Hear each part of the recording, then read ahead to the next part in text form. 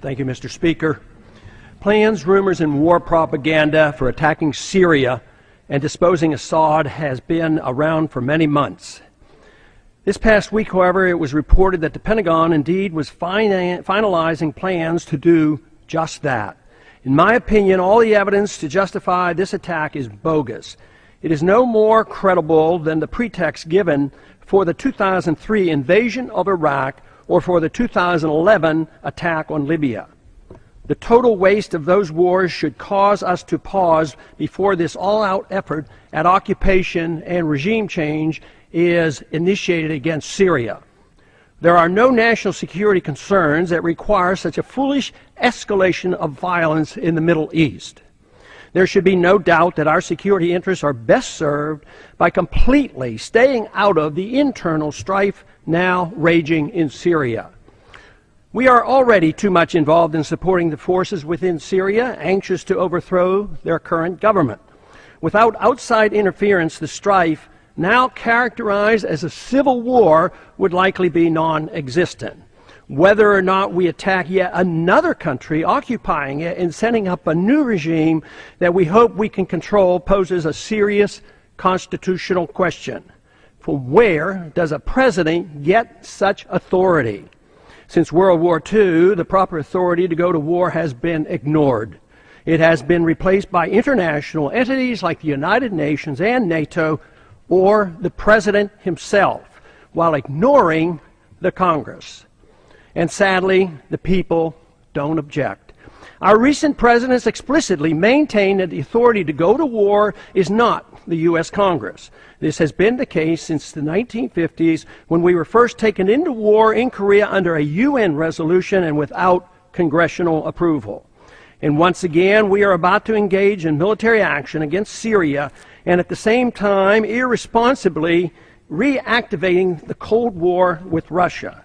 We're now engaged in a game of chicken with Russia, which presents a much greater threat to our security than does Syria.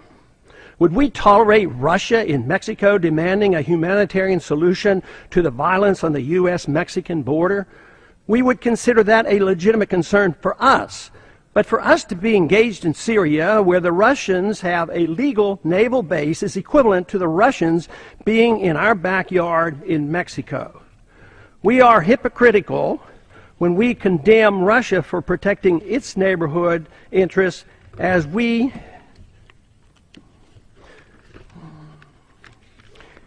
claim we are doing the same ourselves thousands of miles from our shore.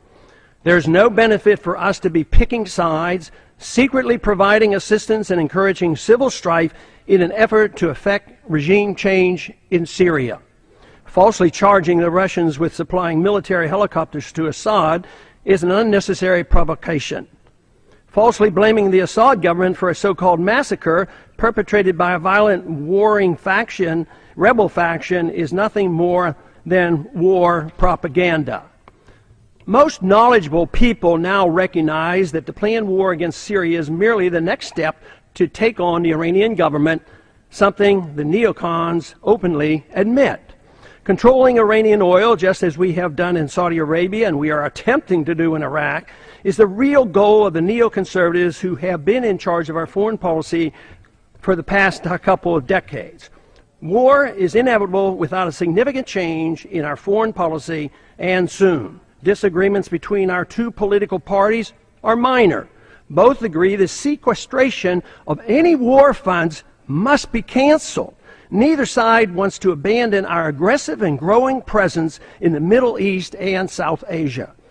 This crisis building can easily get out of control and become a much bigger war than just another routine occupation and regime change that the American people have grown to accept or ignore. It's time the United States tried a policy of diplomacy, seeking peace, trade, and friendship.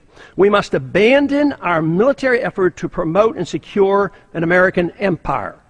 Besides, we're broke. We can't afford it, and worst of all, we're fulfilling the strategy laid out by Osama bin Laden, whose goal had always been to bog us down in the Middle East and bring on our bankruptcy here at home.